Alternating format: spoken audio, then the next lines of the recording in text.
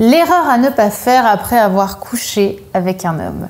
Bonjour mesdames, j'espère que vous allez bien, j'espère que vous êtes au top, j'espère que vous êtes en forme. Moi je suis ravie de vous retrouver dans cette nouvelle vidéo dans laquelle nous allons voir ensemble l'erreur que je vois malheureusement trop régulièrement chez notamment les femmes après avoir couché avec un homme. C'est quelque chose que je déconseille beaucoup. On va en parler tout de suite et c'est sur Attitude Séduction. Faut bien que tu comprennes quelque chose. La seule chose aujourd'hui qui te sépare de tes rêves, c'est tes peurs. Le travail paie toujours. Ton ambition sera toujours plus forte que tes peurs. La séduction, c'est pas un physique. La séduction, c'est un mindset.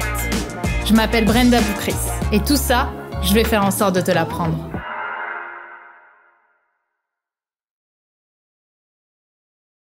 Est-ce que ça vous est déjà arrivé les filles justement d'avoir une relation avec un homme qui commence super bien, on a un super bon feeling avec lui, on s'entend bien avec lui, on se dit waouh ça y est on a trouvé un mec génial, tout se passe bien dans le meilleur des mondes, on commence à se hyper de plus en plus, on commence presque à se projeter avec lui même si on sait qu'il ne faut pas se projeter avec lui, on commence à avoir ces petits rêves qui viennent dans la tête en s'endormant le soir et puis un jour on couche ensemble, c'est trop bien et puis après on se dit waouh mais c'est vraiment un mec de fou.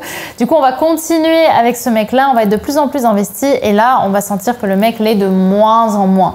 Et il va être de plus en plus distant et il va aller jusqu'à le fameux ghosting. Ou alors carrément à vous dire, bon ben désolé, je préfère qu'on s'arrête là. Et là, on se dit, mais merde, qu'est-ce que j'ai encore raté dans cette histoire ? Qui s'est déjà dit ça? Dites-moi un petit peu dans les commentaires, toutes celles qui ont déjà découvert ça ou qui ont déjà connu ça.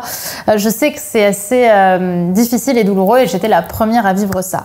Et en fait, ce qui se passe en général au moment du sexe, c'est, et d'ailleurs c'est pas qu'au moment du sexe, j'ai envie de vous dire, ça peut même arriver avant, c'est qu'on va faire une erreur sans le savoir dans notre comportement qui va complètement déchauffer notre homme à rester avec nous et qui va en fait nous rendre complètement acquises. Et cette erreur, c'est le fait de déjà penser, d'avoir déjà plutôt le comportement d'une femme en couple avec cet homme-là. En fait, quand on commence à s'investir dans une relation en tant que femme, pour beaucoup, notamment des femmes qui manquent de confiance en elles, on va avoir un comportement au fur et à mesure de la relation de la même façon que nous, on aimerait être séduite. C'est-à-dire que nous, on aimerait avoir ces petites attentions gentilles avec notre homme et du coup, on va avoir ces mêmes attentions pour un homme, on va lui envoyer des gentils petits messages dans la journée. On va vraiment finalement avoir le comportement d'une femme en couple.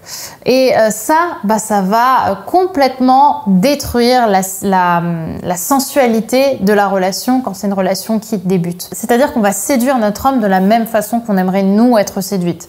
Donc on va lui envoyer tout ce qu'on aimerait nous obtenir. Sauf qu'en réalité, le sexe féminin et masculin, dans les genres en général, on n'a pas envie de se séduire de la même façon. On n'a pas du tout la même intention dans la séduction.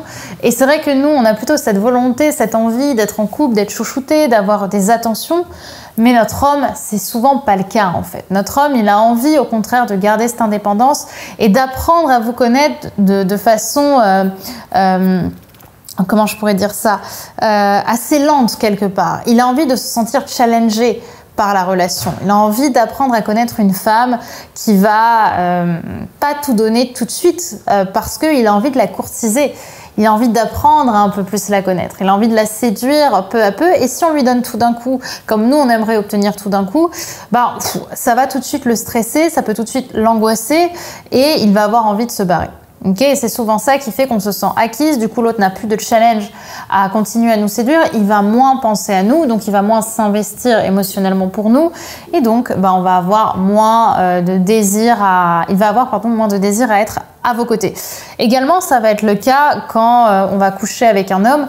On va tout de suite avoir cette sensation après le sexe que ça y est, on est ensemble. Allez hop, je lui mets la bague au doigt. Je n'ai plus du tout besoin d'être un challenge parce que ça y est, il m'a vu nue. Donc on a passé une grande étape. Je n'ai plus besoin d'être mystérieuse. Hop, au contraire, pareil, je vais avoir ce comportement de femme en couple. Mais là, c'est pareil en fait. Vous vous retrouvez dans le même comportement. Il faut vraiment comprendre que les hommes, ils voient pas le sexe comme une pénétration intérieure comme nous. Pour eux, le sexe est assez détaché d'eux. de leurs émotions, à part quand ils font l'amour avec leur copine, où là on passe un stade. Mais au départ, le sexe c'est du sexe. Le sexe c'est pour prendre du plaisir et c'est pas une étape dans la relation à proprement parler, sauf évidemment exception parce qu'il y en a. Donc attention à ça les filles, on évite en fait d'avoir ce comportement très acquis tout de suite après le sexe ou même tout de suite dans la relation. Pour ça, je peux vous donner un exercice facile que vous pouvez faire, c'est vous interroger sur quelle serait la différence de comportement extérieur, de comportement visible par les autres, si j'étais en couple avec lui. Concrètement, si j'étais avec lui en couple, qu'est-ce qui changerait dans mon comportement par rapport à maintenant?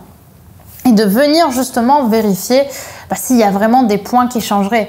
C'est vrai que moi, par exemple, pour vous donner un exemple concret, qui est le mien, quand je connais quelqu'un, quand j'apprends à connaître quelqu'un au départ, il est vraiment dans la sous-liste de mes priorités de ma vie. C'est-à-dire que j'apprends à le connaître, mais si j'ai du travail, si je dois avoir des copines, si j'ai des choses à faire, je les ferai toujours passer avant lui. Par contre, je ne les ferai pas forcément toujours passer avant mon copain, parce que mon copain aura une place peut-être plus forte et plus engageante dans ma vie.